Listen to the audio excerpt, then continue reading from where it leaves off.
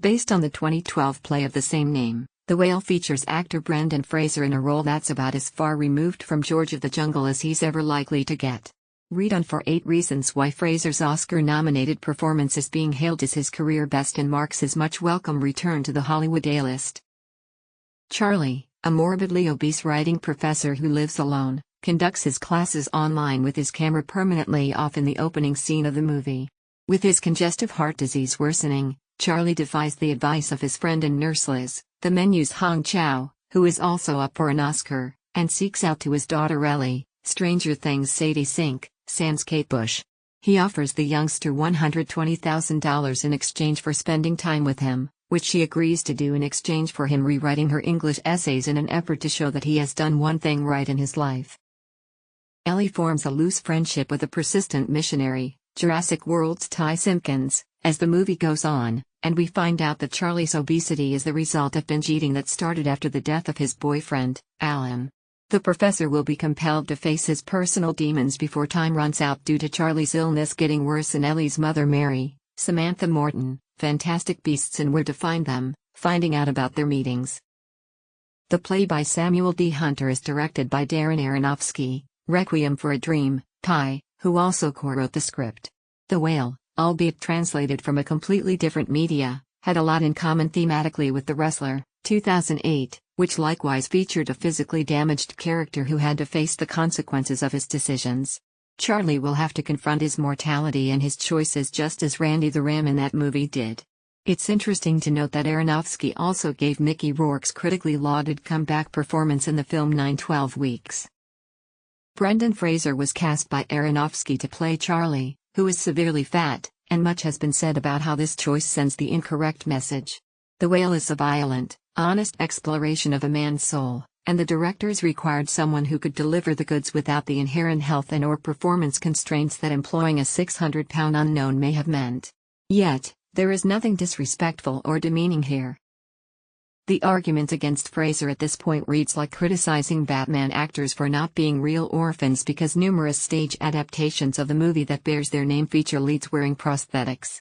No film fan would dare want to miss this performance by the former George of the Jungle, which is the kind of comeback performance that only happens once in a career. Fraser, whose early acting career was frequently overshadowed by his attractiveness and his silly, friendly personality, is hardly recognizable as Charlie in this role. The former leading man is no more, in his place is a pitiful loner, imprisoned in a hell of his own creation.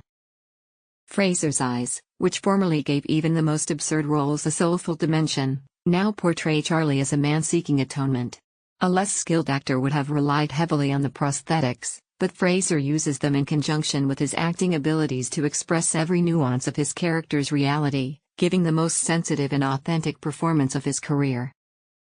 Finding reconnection in an isolating age is tough enough, it's even harder when your father left your family for a former student.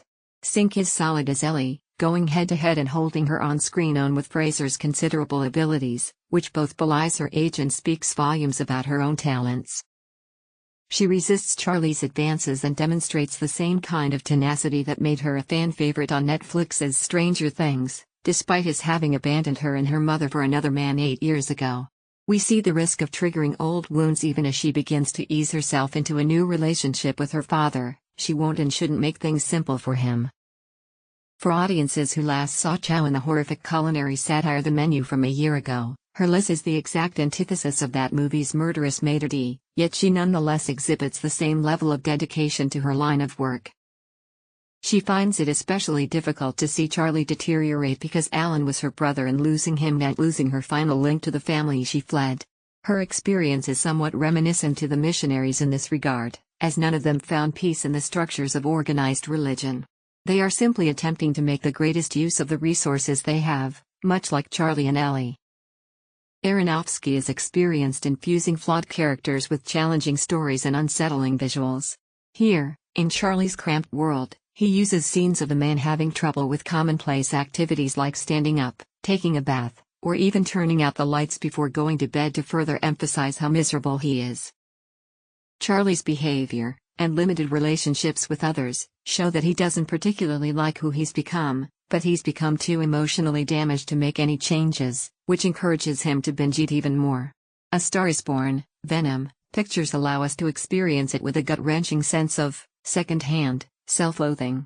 He warms because he is unhappy, and he eats because he's sad. It's a terrible cycle. Charlie actually wanted to pass away, as the whale's epilogue explained. He had the money to stay in the hospital, but instead of using it, he lied to the only person who could have helped him. He no longer cared about himself and was only concerned with saving his daughter. He only desired to carry out one deed of goodness in his life, he informed his wife. Brendan Fraser finally broke down as he demonstrated to Charlie how lies, from him, his daughter, the missionary, and others, only served to increase the suffering. He made the decision to finally be honest because he was sick of lying. He finally led his students to view his appearance after lying to them about his laptop camera being broken. Charlie entered a white light, and the last thing he saw was a memory of him, his wife, and their daughter on a beach in the past, as the whale finale stated. Hope was expressed by it. Up until Charlie's death, when everything went pitch black and deathly silent, the stage performance kept illustrating how horrible things were becoming. Even though the film was terribly gloomy, it did at least end on a happier note. The Whale addresses a wide range of issues, including his loneliness, broken families, sexuality, and the need for connection. The most impactful concept of the movie is atonement. But like with The Wrestler, Darren Aronofsky's film left audiences with unanswered questions.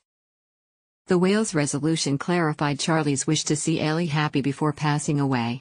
He believes that only by doing this can his previous transgressions be forgiven. Thomas works extremely hard to get Charlie back to faith because he too wants to be saved. The movie implies that Charlie must strive hard to gain redemption and that it must also originate from a desire to make amends in the first place. The Whale also addresses the subject of being oneself regardless of what others may think. In spite of his own compassion for others, Charlie hides a lot out of feelings of shame related to his sexuality and weight. But, the Brendan Fraser movie's climax suggests that being honest, both with others and with oneself, and being courageous to boldly be true to oneself may be beautiful. Importantly, The Whale also examines the various ways in which a person could cope with loss, whether that grief is brought on by the death of a significant other or the absence of a parent. Everyone responds to it in a unique way, and Aronofsky's film illustrates the variety of experiences.